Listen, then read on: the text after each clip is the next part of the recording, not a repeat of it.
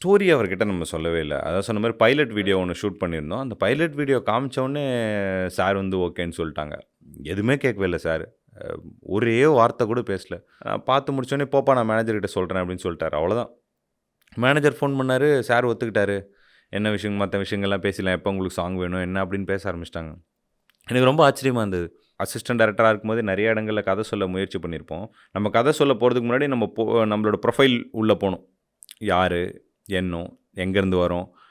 என்ன படம் பண்ணியிருக்கோம்? அ யார்கிட்ட ஒர்க் பண்ணியிருக்கோம்? இதெல்லாம் தான் வந்து நமக்கு முன்னாடி வந்து அங்க போய் சேரும். அப்படி இருந்தா தான் நம்ப அங்க உள்ள நுழைய முடியும். அப்ப நம்ம யோசிக்கும்போது ஒரு இளையராஜா மாரி, அவர் மாரி ஒரு மிகப்பெரிய ஆளுமை கிட்ட நம்ம போறோம். ஸோ இதெல்லாம் வந்து நமக்கு இருக்கணும். நமக்கு இல்லையே என்ன பண்றது? நம்ம ஒரு பெரிய இடங்கள்ல ஒர்க் பண்ணல. நெறைய படங்கள்ல ஒர்க் பண்ணல. என்ன பண்ண போறோம்னு பட் அவர் எதுவுமே கேட்கல. அவர் பார்த்து என்னோட கதை, மேபி அந்த ஆர்ட் ஃபார்ம் மேல அவருக்கு இருக்கிற ஒரு மிகப்பெரிய லவ்வா இருக்கலாம். திருவண்ணாமலையில கதை நடக்கிறதும் அவருக்கு ஒரு பெரிய இதுவா இருக்கலாம். எல்லாமே ஒரு கனெக்டிங் ஃபேக்டரா இருந்ததுனால ஷேர் பண்ணிட்டாங்க.